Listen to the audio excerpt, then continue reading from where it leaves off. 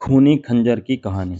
बहुत समय पहले राजस्थान के एक छोटे से गांव में राजा विक्रम सिंह का शासन था।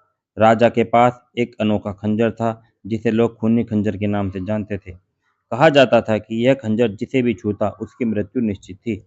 इस खंजर के बारे में कई भयानक कहानियां प्रचलित थीं, लेकिन सच किसी को नहीं पता था।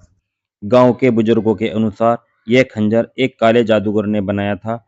जादूगर को राजा के पूर्वजों ने मृत्युदंड दिया था और मरने से पहले उसने यह शाप दिया कि जो भी इस खंजर का इस्तेमाल करेगा उसे इसकी कीमत चुकानी पड़ेगी। राजा विक्रम सिंह के दरबार में एक वफादार सैनिक बीरभान था। एक दिन राजा ने उसे खंजर देकर आदेश दिया कि वह पड़ोसी राज्य के राजा को मार दे, जिससे उनका राज्य शक्तिशाली हो सके। बीरभान ने आज्ञा मान ली और खंजर लेकर चल पड़ा।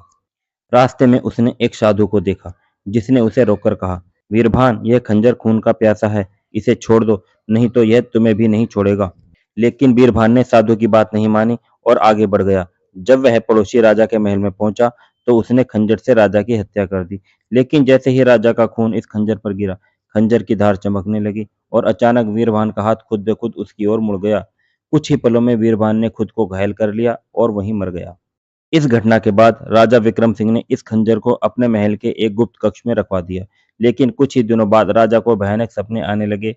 उसे ऐसा लगने लगा कि खंजर उससे बदला लेना चाहता है।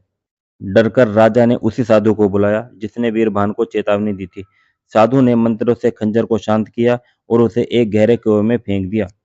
कहा जाता है कि आज भी वह खंजर उसी कुएं में है और जो कोई भी उसे पाने की कोशिश करता है उसे अपनी जान से हाथ धोना पड़ता है।